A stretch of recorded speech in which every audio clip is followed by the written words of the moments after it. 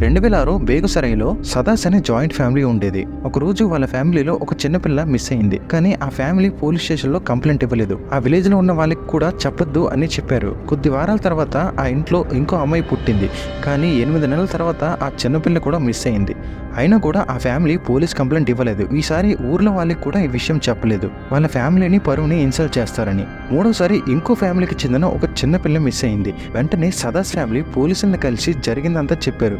పోలీసులు ఇన్వెస్టిగేషన్ కోసం ఇంటికి వచ్చారు. అప్పుడు ఆ ఫ్యామిలీలో అమర్జీత్ అనే ఒక అబ్బాయి కంటిన్యూస్గా పోలీసుల తుక్కు చూసి నవ్వుతున్నాడు. ఎందుకని చూస్తున్నామని అడిగితే, నాకు ఒక బిస్కెట్ ప్యాకెట్ ఇస్తారా అని అడిగాడు. కొని ఇవ్వగానే ఆ అమ్మాయిని నేనే చంపాను అని చెప్పాడు. అంతేకాదు, ముందు మిస్ అయిన 2 చిన్నపిల్లల్ని కూడా నేనే చంపాను అని చెప్పాడు. తను మాట్లాడుతున్న ప్రతి మాటకి మధ్యలో మళ్ళీ మళ్ళీ బిస్కెట్స్ని అడుగుతున్నాడు. నిజం తెలిసాక అమర్జీత్ని చైల్డ్ రిహాబిలిటేషన్ సెంటర్కి పంపగా అమర్జీత్ ఒక మెంటల్ పేషెంట్ అని తెలిసింది.